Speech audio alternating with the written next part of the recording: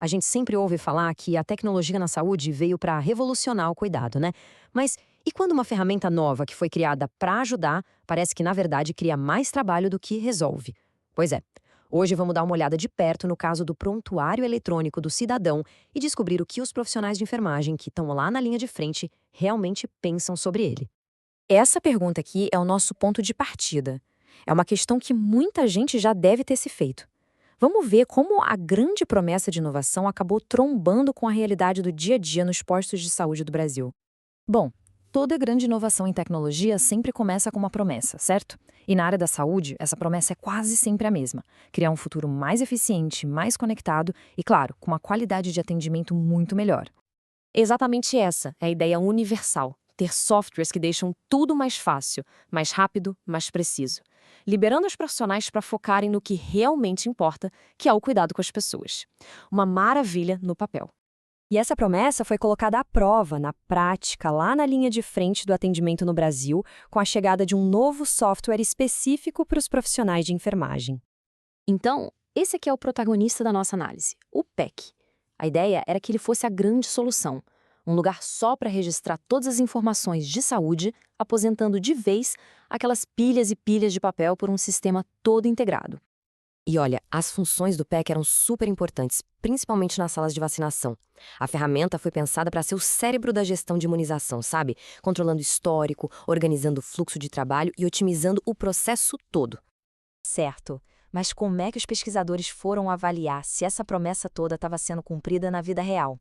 Eles basicamente criaram uma espécie de boletim de desempenho para o sistema, baseado na experiência de quem usa ele todo santo dia. E a ferramenta usada para essa avaliação foi a escala de usabilidade do sistema, a famosa SUS. É o método padrão usado no mundo todo para medir o quão fácil e satisfatório um sistema é de usar, mas do ponto de vista de quem opera a máquina. Esses aqui são os 5 pilares da usabilidade. Um bom sistema não é só fácil de aprender a usar. Ele tem que ser eficiente, fácil de lembrar como se usa, seguro contra erros e, o mais importante, tem que ser satisfatório para quem está lá na ponta. Com a metodologia toda definida, chegou a hora do veredito. E olha, os resultados foram, no mínimo, surpreendentes. A pergunta de US$ 1 milhão, né? A tecnologia passou no teste ou ficou de recuperação? Vamos ver o que os números dizem. E a nota final foi 59,5 de 100. Uma pontuação que classifica a usabilidade do PEC como marginal. Em outras palavras, ele fica ali, perigosamente no limite entre ser funcional e ser só frustrante. Mas onde é que estava o problema? O sistema até era fácil de lembrar como usar, mas ele falhava feio no ponto mais crítico de todos: a prevenção de erros, que teve uma nota não aceitável. Pensa só, num ambiente de saúde onde um erro pode ter consequências sérias, isso é um baita sinal de alerta. E aqui está a consequência direta dessa falta de confiança. A grande maioria, quase 63% dos profissionais, não confiava no sistema o bastante para largar o papel. Eles faziam o trabalho 2 vezes, registravam no digital e também no papel. Isso não é otimizar, né? É duplicar o esforço. Mas, no meio desses resultados meio decepcionantes, os dados revelaram uma pista fundamental. Tinha um fator, uma única coisa, que fazia uma diferença gigantesca na experiência de quem usava o sistema.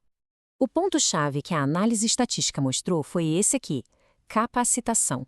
Ter recebido um treinamento formal para usar o software foi o único fator que realmente mudou o jogo na percepção de usabilidade. E a diferença é absurda. Olha só os números.